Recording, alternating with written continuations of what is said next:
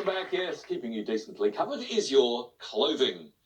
Well, David, here we are, the beginning of a new week full of vitality, but by the end of last week, I think with so much work being done, we were just coping. Coping's an interesting word.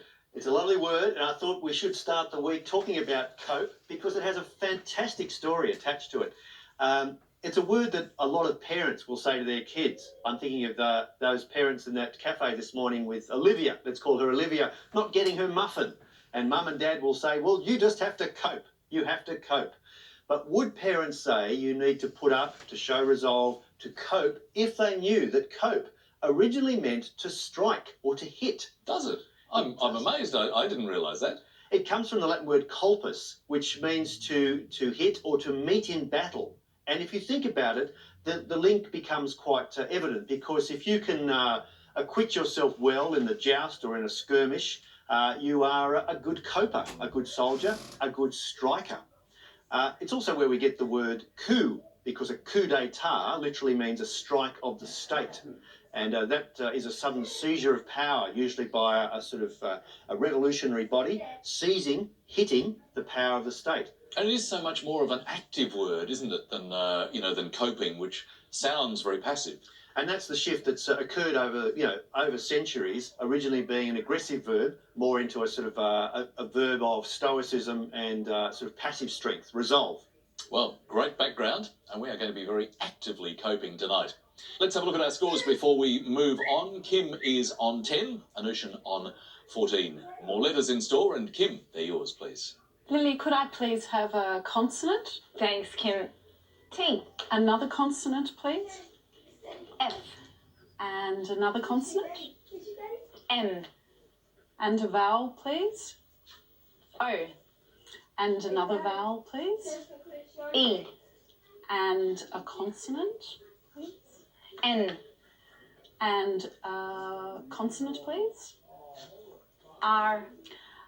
Vowel, please. A. And to finish with a consonant, please. And last letter S. 30 seconds on the clock.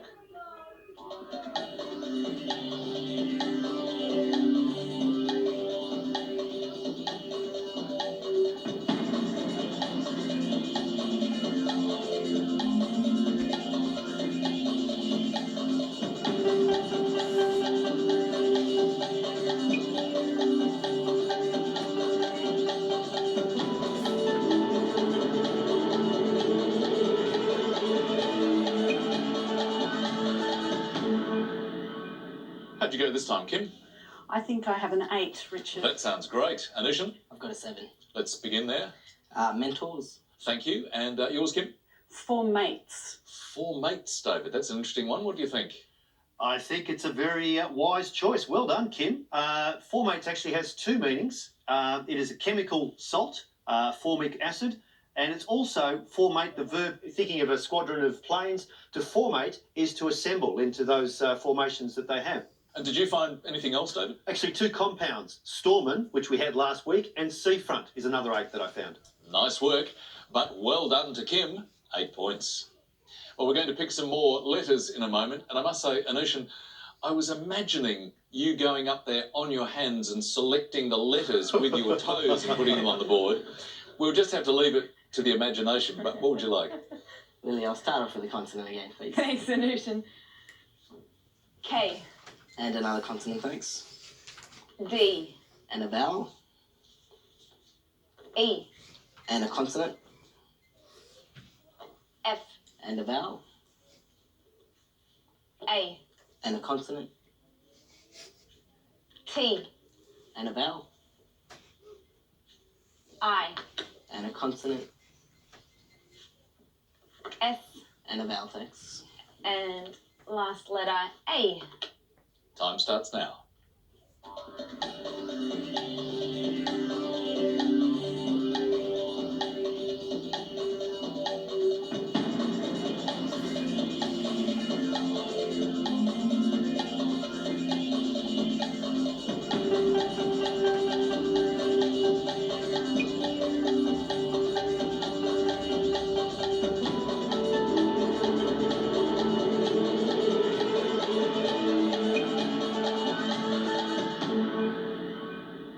Anushan? 6. 6 for you, Kim. A doobie 7. The 6 first, please. Skated. And yours, Kim? Fadiest. Fadiest. That has got David diving for the dictionary. Well, after your coup of 4 mates, I think possibly you may have overstretched with fadiest is my hunch, Kim. Let's have a look. Fady. Now, fady needs to be an adjective, and fadiest needs to be acknowledged as the superlative of that adjective. And neither is the case. So I'm afraid that's no good for a 7. Skated is great for 6, and you can rightfully skite. Skited is another 6. Could not find a 7 in this mix. Thank you, David. And bad luck to Kim, but 6 points for Anushan. So Anushan has just pulled ahead by 2 points, but it's time for more numbers, and you to choose, Kim. Lily, could I please have 4 small and 2 large? Sure. 4 small and 2 large. And our numbers: 2, 1, 5, 8, and the 2 large, 75 and 100. The target to reach is 392. Let's hit there.